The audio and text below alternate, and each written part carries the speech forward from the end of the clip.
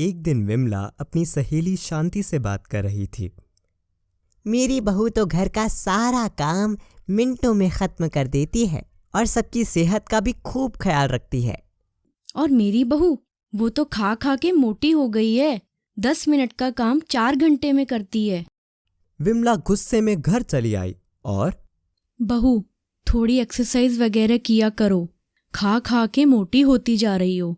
मैं जब तुम्हारी उम्र की थी तो घर का सारा काम मिनटों में निपटा देती थी। कल से तेल घी सब बंद, उबली सब्जियां खाना। बहू भी कम होशियार नहीं थी। बस अब बहुत हुआ, अगले 3 महीने में पतली होकर दिखाऊंगी। 2 घंटे की एक्सरसाइज सुबह और 2 घंटे की शाम को, और खाने में सिर्फ उबली हुई सब्जियां। बहू, 11 बजने को है, कुछ खाने के लिए बना है या नहीं? लीजिए माँ जी, खाइए।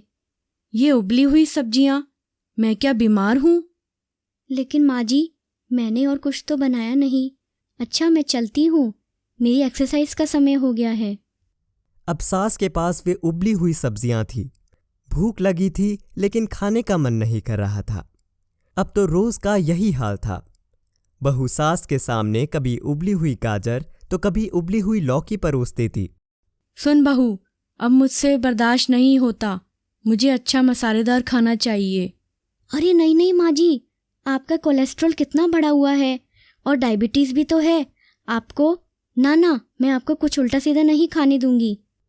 अब तक सास को समझ आ चुका था कि उसकी बहू भी कम होशियार नहीं थी। वो हार नहीं मानने वाली। ठीक है, मैं माफ़ी मांगती हूँ। जो अच्छा लगे वो खा, लेकिन बहू, इस बढ़ते वजन को कम कर।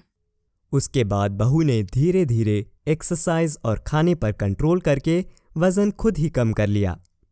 अगर आपको हमारी चटपटी और सीख भरी कहानियां पसंद आई हो तो हमारी वीडियोस लाइक और शेयर करें और जुड़े रहने के लिए चैनल सब्सक्राइब करें और बेल आइकन भी दबाएं।